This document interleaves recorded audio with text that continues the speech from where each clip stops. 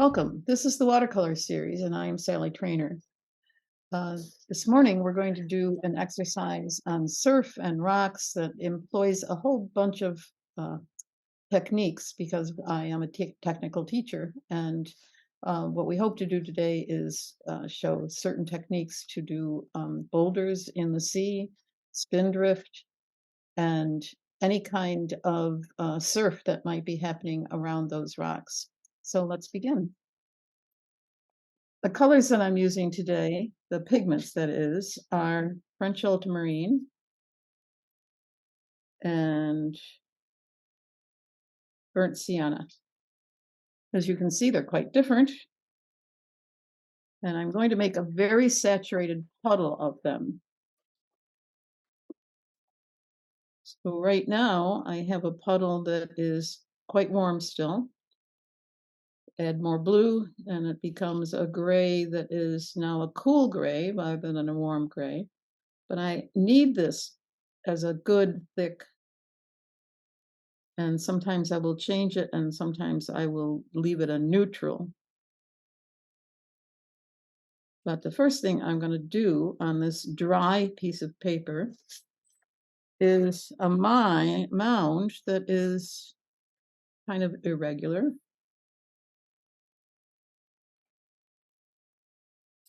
And toward the bottom, we're going to dry brush it so that will leave a very irregular edge.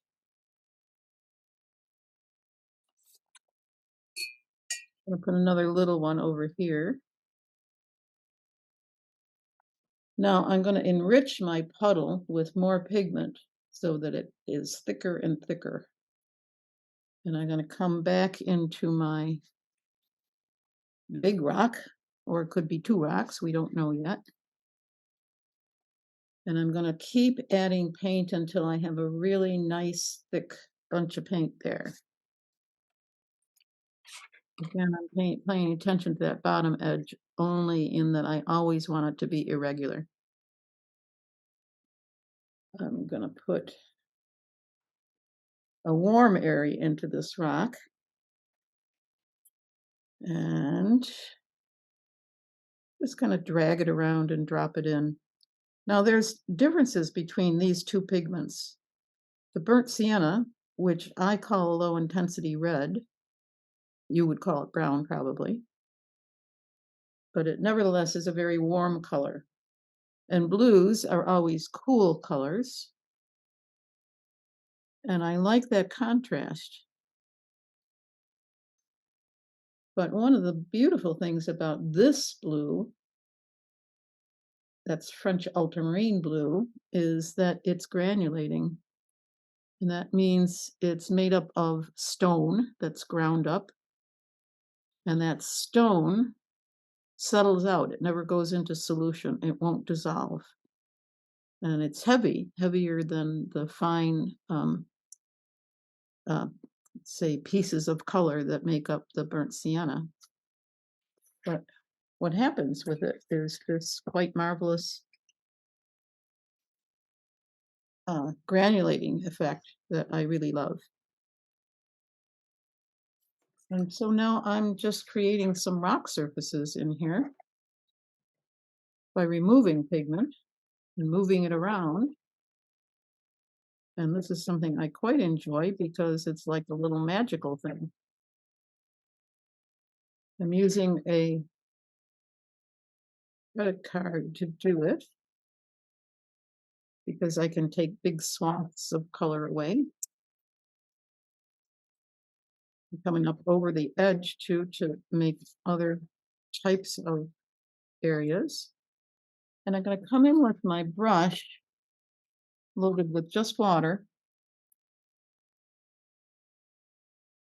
And I'm going to touch the top of that rock in places where it might still be wet and let it bleed up into that water, just plain water. And you'll see why that's important in a minute. Okay, let's come back over here to this guy and just drop in a little bit more color so that we can scrape him. And some of it will be warm. And again, I'll just come into him and remove some paint in a rocky sort of way. And it's important when I have something ending that I make sure I've got water next to it so it doesn't make any sort of line that I don't want. Now, let me wet this again. I want it good and wet. And I'm actually making a shape here, although you can't see it. It's just a watery shape. And now I'm going to come back with, this will be more like the sea. And I'm going to add to that a bit of Windsor blue as well. So now I'm going to produce, it could be sky, it could be water. And I'm going to touch that wet area.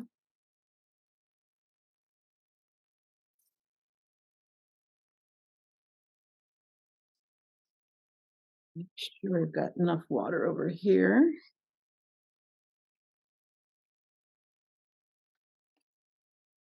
I have to be kind of fast with this because you don't want it to dry and leave edges that don't belong there that look wrong. So let's give some character to these waves. That one's kind of curling. Always keep that wet brush handy. So when I come in with this dark, it's not very dark, but it's dark because it's next to white.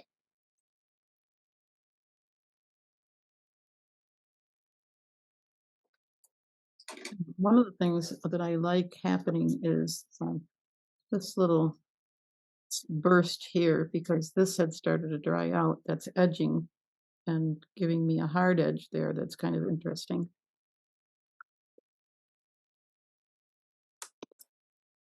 We'll make that happen right here too. Sometimes I actually ask gravity to help me, so I pick up my paper and let paint run. Let's come back to our area below the rock here. Oops, something happened here that I don't want. That's an edge that I'm taking out just by adding water. When roiling water comes to the shore, it quite often will cause an effect called spindrift. And spindrift is foam that happens on top of the water, and it happens in patterns usually, and it's kind of interesting. So let's show how that happens here in this area in front of this big rock.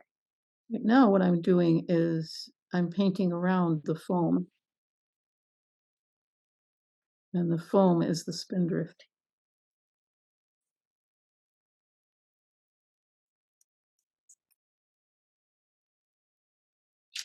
The value is pretty light, and it will dry even lighter, and that's important. I'm back to that same mixture that I was using, and that's the burnt sienna and the French ultramarine, because I'm getting nice little granular effects in here that are quite beautiful.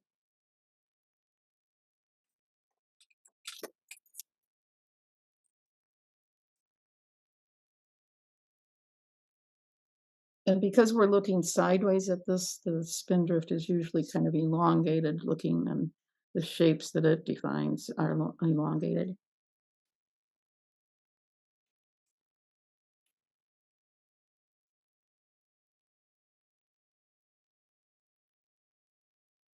And I rather like doing this because it reminds me of many days in Maine of sitting on boulders, watching crashing waves below me do magical things and create spindrift and all kinds of wonderful stuff happening. We won't do that whole thing in spindrift. We'll have just kind of some interesting things happening here that we get from dragging the brush across and water sparkling on it. And we can even come into that with some warm paint. That's more of our burnt sienna. And this quite often will happen when the water is coming to shore and there's the bottom of rock or sand or whatever. You'll get some warm tones in that water. And so we're doing that. And these are the kinds of things you have to do with some immediacy. You can't leave them to go too long because they'll dry and you'll get edges places where you don't want them. Let's do a little bit more of the spindrift so you can actually see. Sometimes it's quite a big area that's defined with spindrift, with that foamy stuff, and it's very pretty. And up here we can do the same, but we're not going to see that defined so well because it's too far away.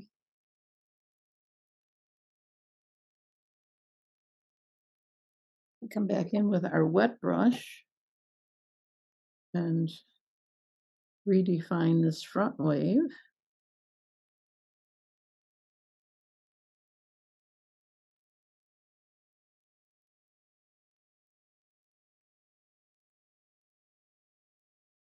And I can come back into this area here, which is dry enough now,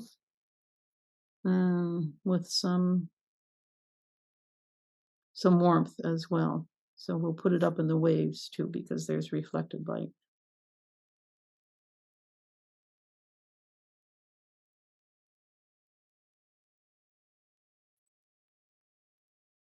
So just to quickly finish this area, I'm just adding something that you can read as water.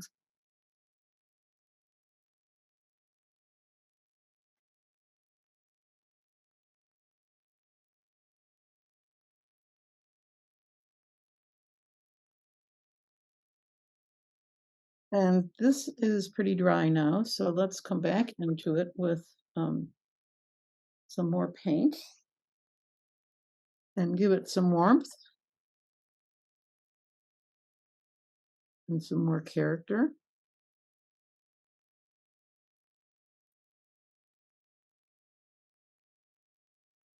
And we can come back in even with something that's pretty blue.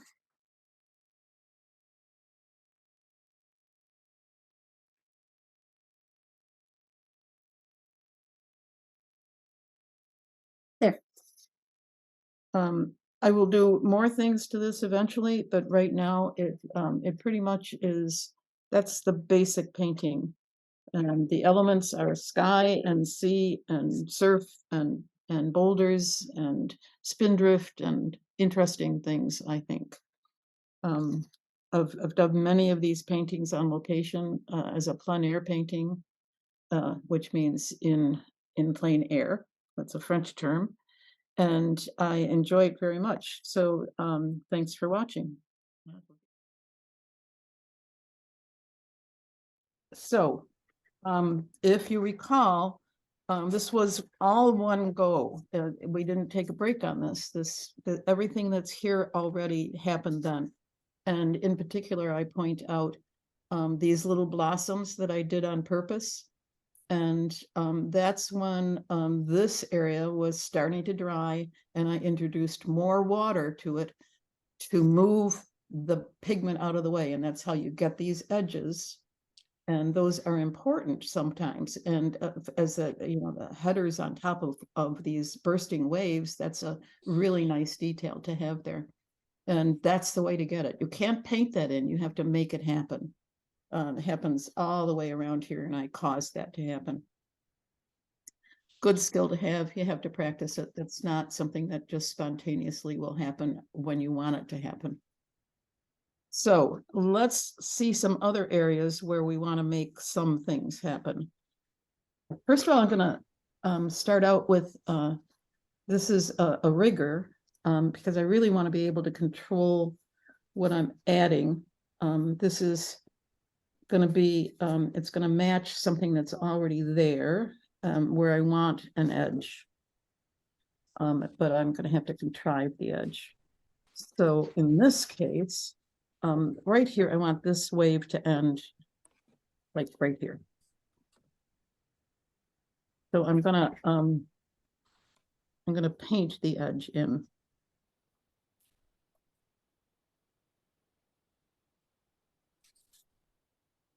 And right now, of course, it's an outline. I'm going to make that a little bit broader so I've got enough paint.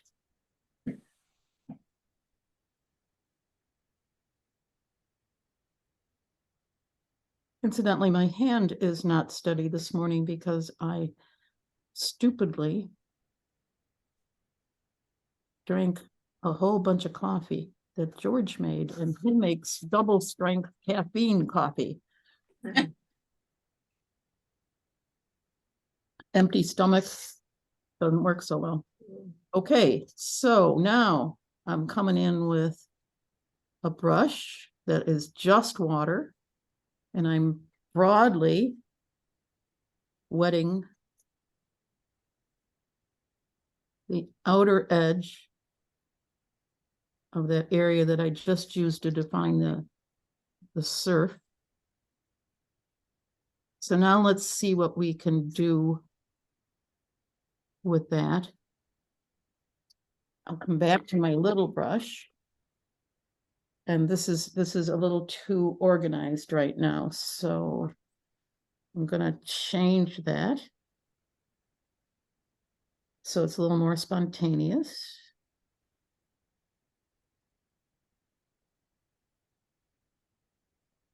And the other thing I'm going to do is now I'm going to wet this side of that edge and see what happens.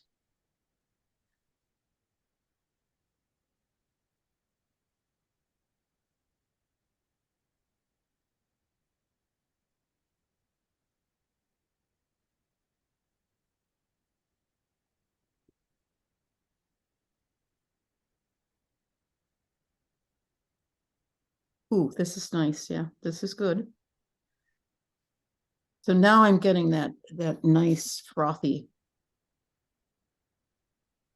feel to that edge by wetting both sides.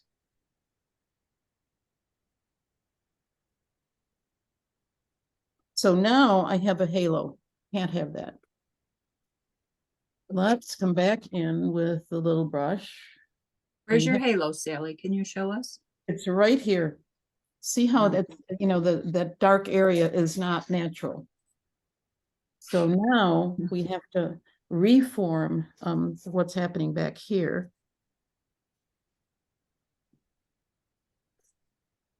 And so I'm just adding dark to that.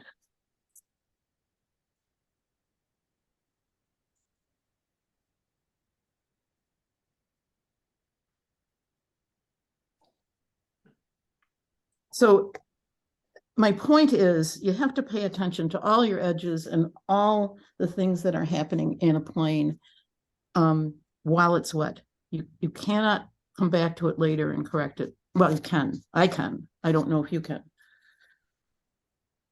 The point is you don't want to have to do that. And that's why you always wet more broadly than you need, because sometimes you just have to come back and correct mistakes. Or, you know, things that happened and they're giving you bad results. So I've got this whole area wet.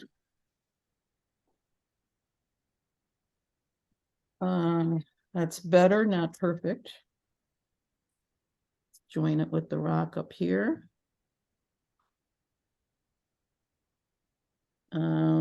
We can play a little bit more with that.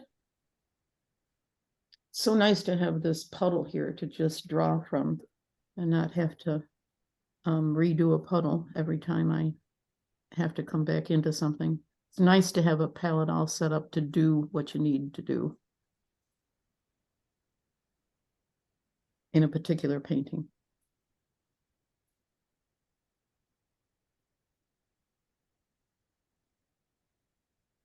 Getting a little bit more saturated now to have things happening in that area. And I've got a major problem here that I need to do something with. Now, because I've added so much water to that part, I have to come back in with the water on the other side, because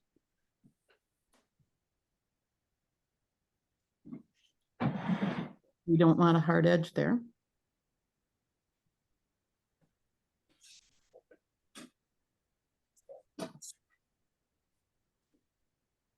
And sometimes you just really want to have that water do its job of moving pigment out of the way to replicate what nature is giving you. So now I'm kind of dropping in water, and it's the wettest thing, and so it's moving that pigment out of the way.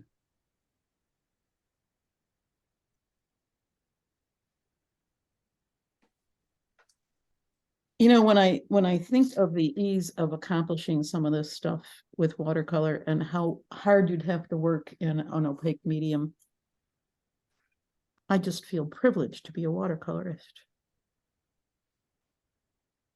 Okay, what are we going to do down here?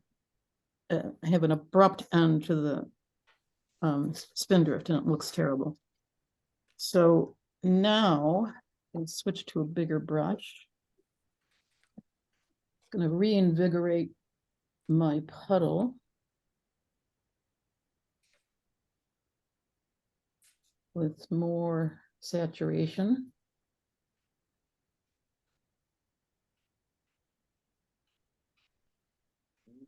Getting back to that neutral gray.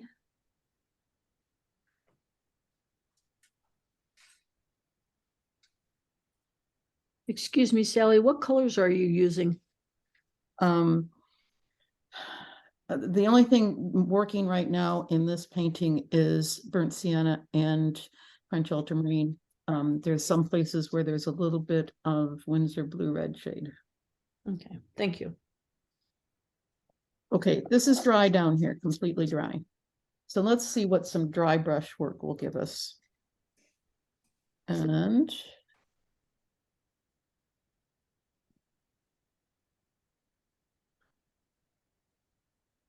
draw some of that into the spindrift area.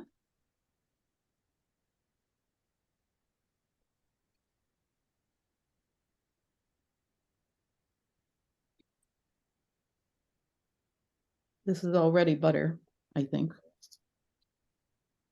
course, I'm a little prejudiced. It's my painting. And sometimes you don't have very good judgment in your own paintings too.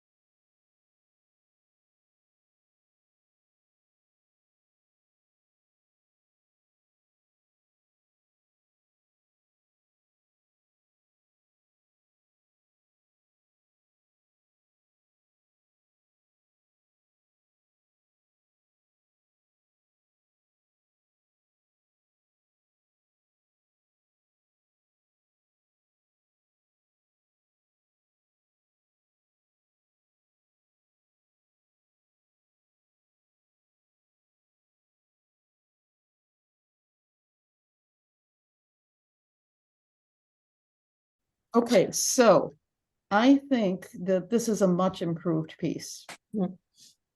What I haven't done, and I will do a little bit of now, but I have to think about it. You know, I go back to white in pieces like this by this is my scraping tool. Put it across. It's like a little trowel and it's sharp. And when I drag it across the paper, I can be fairly accurate in getting some sparkle back into my paintings. And have some little spillover into the rock.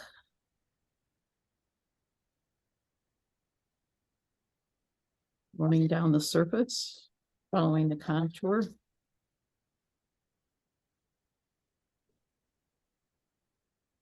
Splashes up. I have a lot of fun doing this, and it always really surprises me how noticeable those little sparkle areas are. And I'm not getting, can you see it? I don't know. Not very Yes. well. Oh, okay.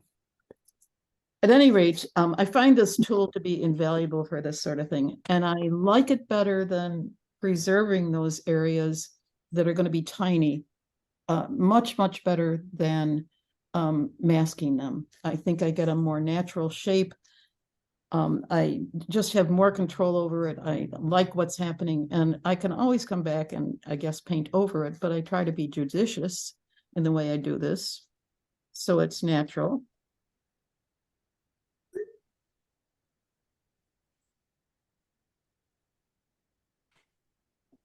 Little pool of water right here. Spilling over again. Hitting a new surface, goes a different direction.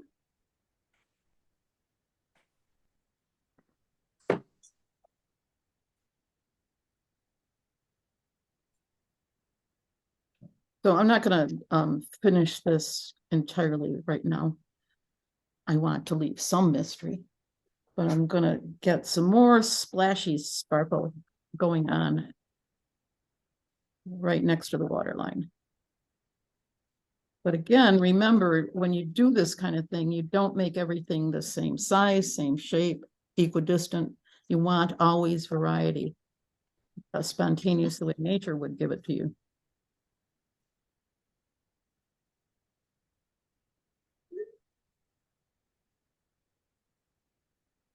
So I did not have a resource for this on purpose. It would limit me. But I have done this so many times, plein air, on the Maine coast, that I understand what happens with the water and the shore and the breaking waves. I know that. I have it stored in my memory bank, and so I can do this spontaneously and make it look as if it's really happening before our very eyes. And I know if I was trying to work from a resource, I would blow it. Gonna just get a little more sparkle in the water.